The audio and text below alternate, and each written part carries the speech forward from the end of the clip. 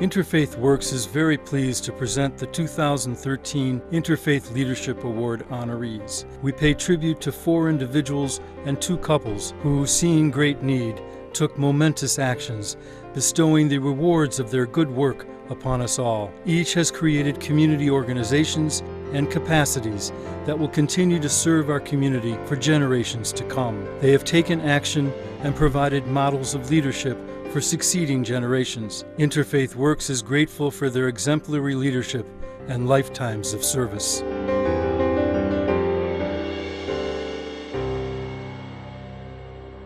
Well, I'm humbled to be a part of this group here. And my first little project was opening a grocery store run by inner city people. It was called Freedom Market. It was a wonderful, wonderful thing, and it was the happiest day of my life when we opened up. That's why I became a priest, because I wanted to help people, give them hope, and give them a little happiness. There's just so little of it going around, and it's so nice that you can help people, even when people are sick and they're in a very difficult situation. You can come and give them hope and show them that you love them. And people respond to love. They really do. They just know how to make you feel good. So I feel good every day. A new day to do something for somebody else. I would like to be known as one who tried to make a difference. Good. And that would make the next man strive harder. That's good. To make a difference. When I was coming along, we didn't have no drug problem to fight. We didn't have no gangs to fight. But now, every year, some kind of obstacle to life springs up. And fighters of this year, of this age, have to be better fighters than we were. So I would just like to be known that I fought a good fight. And I kept the faith. Yeah. Lost a lot of battles, but I didn't give up. It gives me a sense of purpose, that I'm living my purpose. And I often think, when I look back from childhood, that I've always been different. I've always wanted to see things united. And so when I had the opportunity to work with different groups in the city, to bring people together, black and white, rich and poor, male and female, it gives me such a, like this is what I was born for, and my life is fulfilling. My idea is to push his vision. I'm not out there like he is, but I'm in the background, and anything he decides to do, I support it. I think we have an obligation, but it makes me very humble and really thankful that I've been able to do what I can to really help people. I think that when I first got into the field of geriatrics, nobody cared about older people. There weren't community-based programs that help people maintain their independence. And I think our Meals on Wheels program is one of the oldest in the country.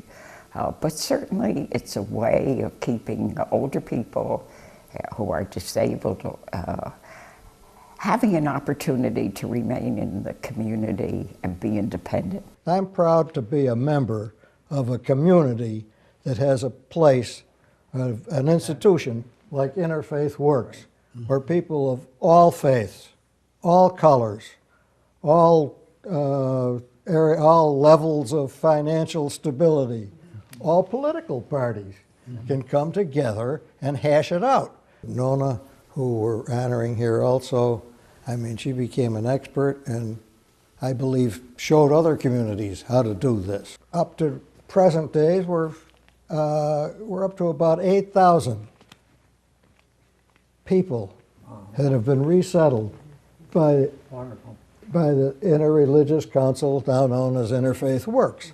The food bank of Central New York, which is never mentioned at all in connection with InterFaith Works, was founded by InterFaith Works. And the officers and the board of each organization were the same. I know, because I was one of the officers, okay?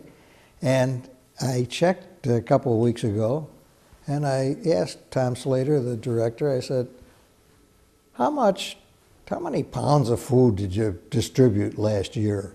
It took him about 1 second to give me the answer, which was somewhere in the neighborhood of, well, 12,300,000 pounds.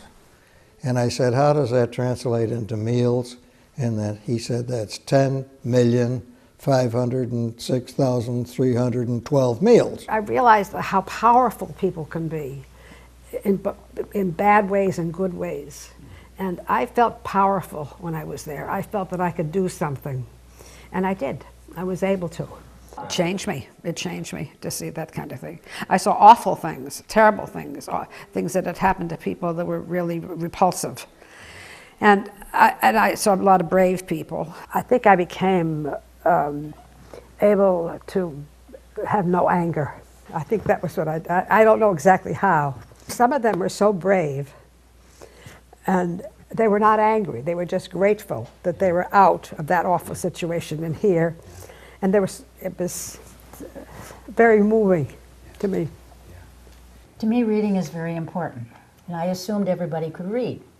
And when I found in 1960 census that there were over 11,000 people that couldn't read here, that gave me my push. People believe in something, and people will give to something. And I thank people who have shared my idea and my dream. So we found that we are a team. We have different gifts, we have different skills, but I couldn't do it without Bob. In fact, as I worked on my work, volunteer work, of course, and people say, well, with volunteers, you don't need money. And Bob is the one that said, honey, you've gotten in the habit of eating. Someone has to pay for the telephone, someone has to pay for the phone, someone has to pay for things. So the funded part of it, finance part of it, is Bob's part of it, as well as his working in small business is one of the things that he's done. You don't have to be told what to do, but get in action and start doing something you know is going to help somebody. When people get together, they can do anything they want to. The thought come to me, if we wanted to change the course of the Hudson River, if enough people get a shovel and dig together in the same trench, we could change the course of the river. You've got to involve other people, and you've got to make certain that you build a base when you do it. But if you have the vision and you really feel strongly about something, you can portray that vision to other people. I hope, and I think all of us have planted seeds. And I keep thinking we've planted seeds, and you never know when that seed is going to bloom, whether it's in a church or in giving Pearson a smile or whatever little thing that we happen to do. I think we're planting seeds, and I want to continue to plant seeds. If we can be a role model to people in the next generation or the next generation, in whatever field, that would be worthwhile. I run into them all over the place, and it is such pleasure to run into these people that you've helped. So I was delighted with that job.